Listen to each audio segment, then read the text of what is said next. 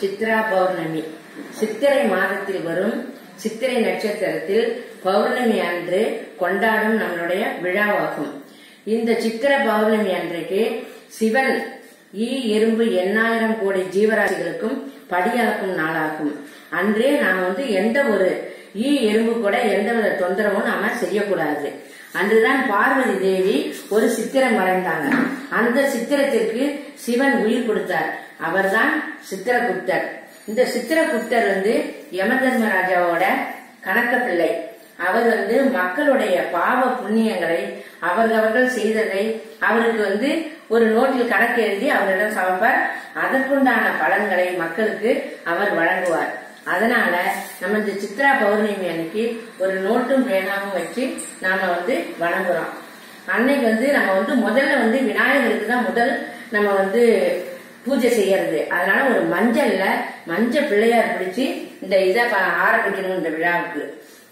அதுக்கப்புறம் சுவாமிக்கு நைவேத்தியமாக பழம், தேங்காய், வெற்றலை பாக்கு, அப்ப அந்த சீசன்ல நம்ம கிடைக்கிற மாம்பழம், ஆப்பிள், இந்த பழத்தை எல்லாம் வச்சு நாம அம்மனுக்கு படைக்கணும். சிவனுக்கு பார்வதிக்கும். அப்ப நம்ம ஒரு மாவால கோலம் போட்டு அதுல ஒரு குத்து விளக்கம் ஏற்றி வச்சு நம்ம படைக்கணும்.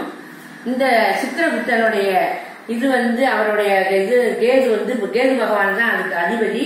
கேதுவுக்கு கொள்ளுதான் அவருடைய தானியம். அந்த கொள்ளுல ஒரு சுண்டலை செஞ்சு அதையும் நம்ம நைவேத்தியமா வச்சு படைக்கணும். அன்னைக்கு கலவ சாதம் சித்திராண்ணம் செஞ்சு அந்த பௌர்ணமி முழு நிலவுல நம்ம அதை நம்ம உறவினர்களோட அதை சாப்பிட்டோம்னா அந்த பௌர்ணமிக்கு ரொம்ப அதனுடைய சக்தி இந்த உணவுலையும் இருந்து நமக்கு ஒரு ஆரோக்கியத்தை கொடுக்கும். இந்த சித்ரா பௌர்ணமி அன்று வர முழு நிலவிற்கு மற்ற பௌர்ணமிகளை காட்டிலும் அன்று ரொம்ப அதனுடைய சக்தி அதிகம். அதனால அந்த முழு நிலவுல நம்ம இந்த சித்திராண்ணம் செஞ்சு அதுல வச்சோம்னா அந்த கதிர்வீச்சு அதுல இதுன்னு நம்ம உடல்ல நல்ல ரத்த ஓட்டம் நன்றாக இருந்து உடல் ஆரோக்கியத்தையும் கொடுக்கும்.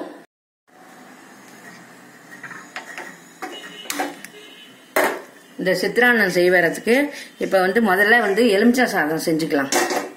இப்ப இது மாதிரி ஒரு வாணலி வச்சு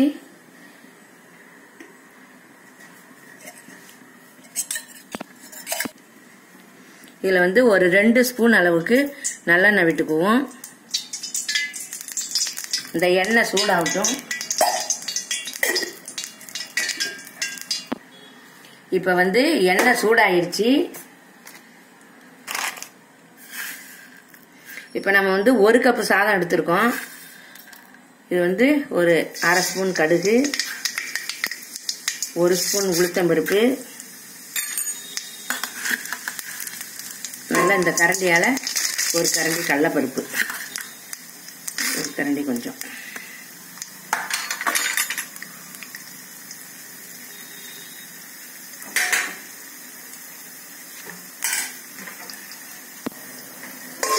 இப்ப கடுகு வெடிச்சு இந்த கடலைப்பருப்பு கொஞ்சம் செவக்கட்டும்.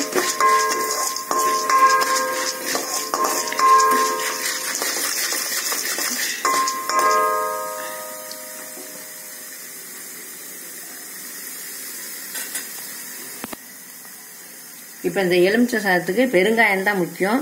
கொஞ்சம் பெருங்காயம் சேர்த்துக்கலாம். ஒரு 3 காஞ்ச மிளகாய் கிள்ளி வச்சிருக்கேன், அதையும் சேர்த்துக்குவோம்.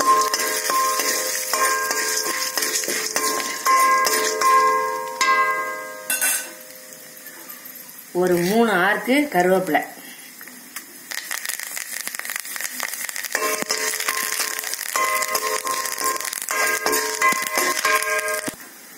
இப்ப நம்ம ஒரு ஆழாக்கு சாதத்துக்கு 1 ஆழாக்கு அரிசி அதுல வச்ச சாதத்துக்கு 1 எலுமிச்சம்பழம் சாறு எடுத்து வச்சிருக்கேன். அந்த சாறு எவ்வளவு இருக்கோ அவ்வளவுக்கு தண்ணி கலந்துக்கணும். இப்ப இந்த சாரை இதோட சேர்த்துக்கோம். இது நம்ம கொதிக்க விடக்கூடாது. லேசா பொங்குனா அது இறக்கிடணும். இப்ப இதுல உப்பும் மஞ்சள் தூளும் சேர்த்துக்கும்.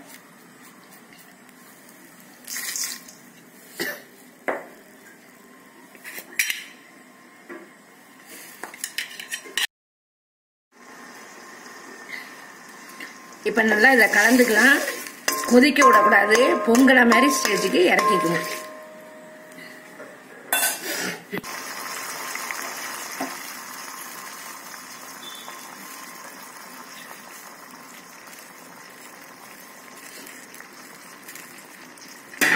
இப்ப பாருங்க ஓரத்துல கொதி வந்துருச்சு, இடையில வந்து பொங்கின மாதிரி இருக்கு. இந்த ஸ்டேஜுக்கு வந்து நம்ம இறக்கிக்கலாம். இப்ப இது மாதிரி சாதம் வந்து உதிரியா வடிச்சு இதுல கொஞ்சம் எண்ணெய் விட்டு கலந்து வச்சிருக்கிறேன். இப்ப இந்த சாதத்தை வந்து இந்த எலுமிச்சை சாறுல சேர்த்துக்கலாம்.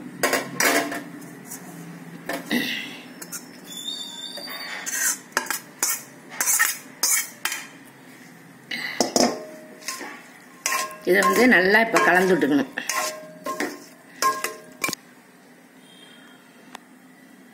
இப்ப வந்து எலுமிச்சம்பழ சாதம் ரெடி ஆயிடுச்சு.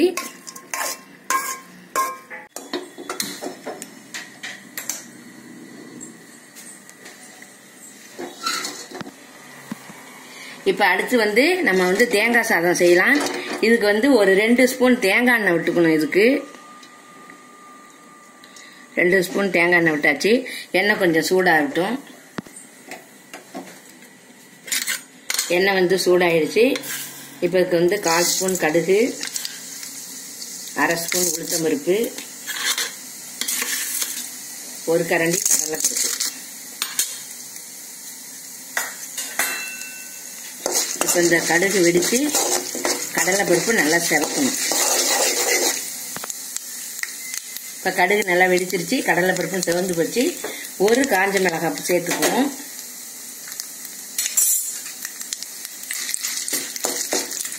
அதே மாதிரி 1 பச்சை மிளகாய் வந்து நல்லா பொடியா நறுக்கி வச்சிருக்கேன், அதையும் சேர்த்துக்கலாம்.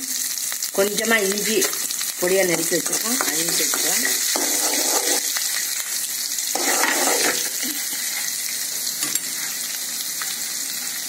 கொஞ்சம் கருவேப்பிலை.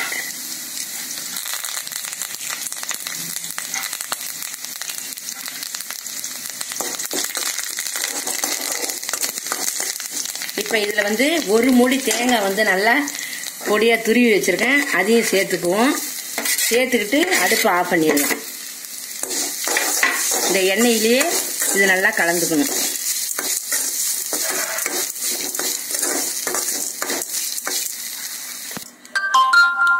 இப்ப இந்த தேங்காய் சாதத்துக்கு வந்து சாதத்தை வந்து சூடு ஆறி வச்சிருக்கேன். இதுல சாதத்துலலாம் எண்ணெய் ஊற்ற வேண்டியதுல இந்த சாப்பாட்டுக்கு தேவையான உப்பு அதுல சேர்த்துக்கலாம். சாதத்தை இந்த தேங்காய் தாளிச்சு வச்சிருக்கோம்ல அதோட கலந்து நல்லா கலந்துக்குவோம்.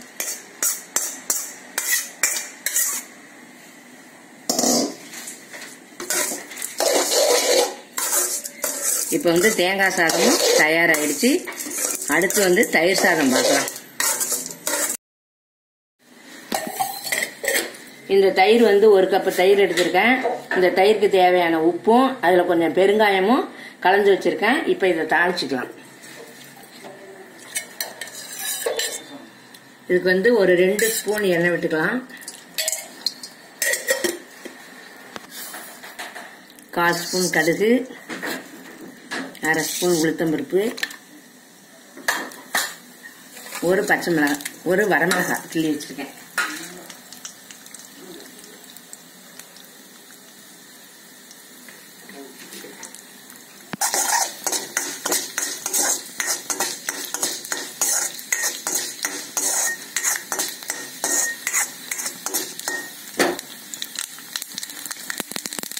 இப்ப கடுகு வெடிச்சிருச்சு, உளுத்தம்பருப்பு சேர்ந்துருச்சு.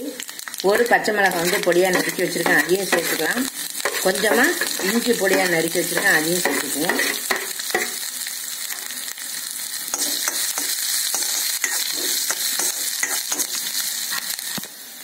ஒரு 2 ஆறுக்கு கருவேப்பிலை. இப்ப இதை வந்து தயிர்ல சேர்த்துக்கலாம்.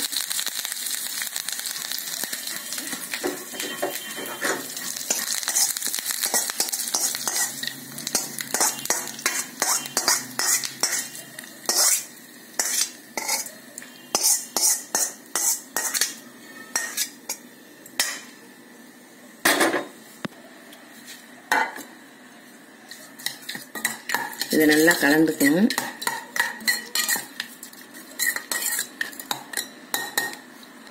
இதோட நான் வந்து 1 கப்பு பால் வந்து நல்லா காய்ச்சி ஆற வச்சிருக்கேன், இதையும் இதோட சேர்த்துக்குவோம்.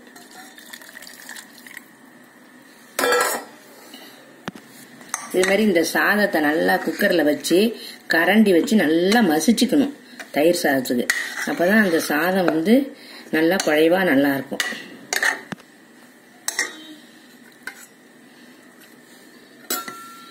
இப்போ நம்ம இதில் வந்து நம்ம தாளித்து வச்சிருக்கிற தயிரையும் அந்த பாலையும் இப்போ இதில் சேர்ந்து நல்லா கலந்துக்கலாம்.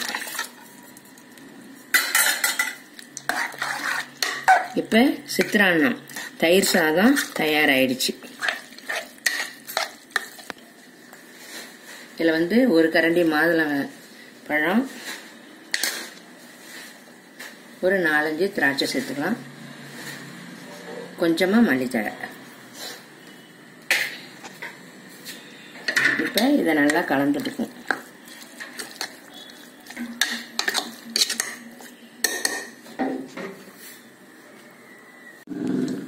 இப்போ இது வந்து ஒரு அழாக்கு கொள்ளு. இதை வந்து ஒரு 5 மணி நேரம் தண்ணியில் ஊற வச்சு அதுக்கப்புறம் இதை வேக வச்சு எடுத்து வச்சிருக்கேன். இப்போ இதை வந்து தாளிச்சுக்கலாம்.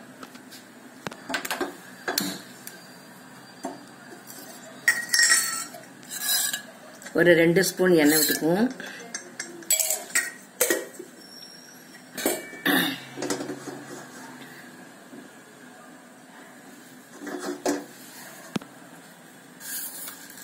எண்ணெய் வந்து சூடாயிருச்சு. ஒரு 1/2 ஸ்பூன் கடுகு, 1 ஸ்பூன் உளுத்தம்பருப்பு, நான் வந்து 2 காஞ்ச மிளகாய் சேர்த்துருக்கேன். நம்ம காரத்துக்கு தகுந்த மாதிரி சேர்த்துக்கலாம்.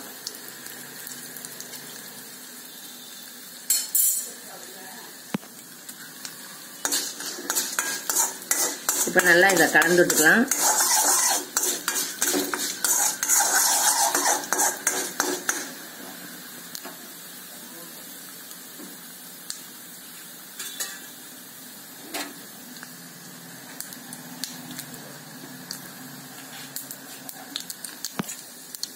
இப்போ வந்து கடுகு வெடிஞ்சிருச்சு.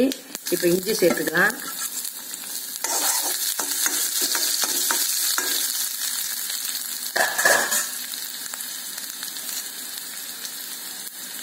கருவேப்பிலை கொஞ்சம் சேர்த்துக்குவோம். கொஞ்சம் தேங்காய் துருவல்.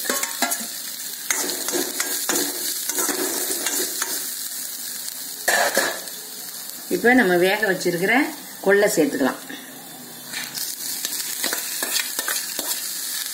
இப்போ கொள்ளு சுண்டல் தயாராகிடுச்சு.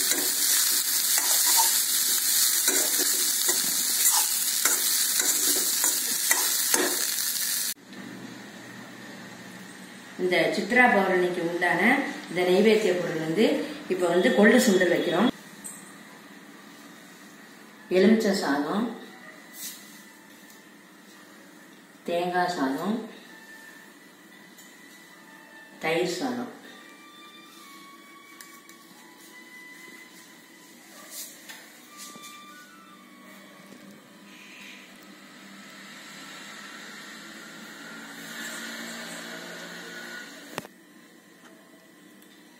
இந்த சித்ரான்னம் வகைகளை நம்ம குடும்பத்தோட அனைவரும் எல்லாரும் வந்து அதுக்கப்புறம் அப்போ வந்து ஆத்தங்கரையில போய் சாப்பிடுறது. இப்ப வந்து சமீப காலமா நம்ம வந்து மொட்டை மாடியில வச்சு நம்ம எல்லாரும் சாப்பிடலாம். இந்த சித்ரா பௌர்ணமி அன்று நம்ம அந்த பௌர்ணமிக்கு வந்து ரொம்ப அதிக சக்தி உள்ளது. அதனால அந்த பௌர்ணமி நிலவுல நம்ம வந்து சாப்பிடும் பொழுது அது நமக்கு பல ஆரோக்கியத்தையும் கொடுக்குது, நல்ல சக்தியவும் கொடுக்கும்.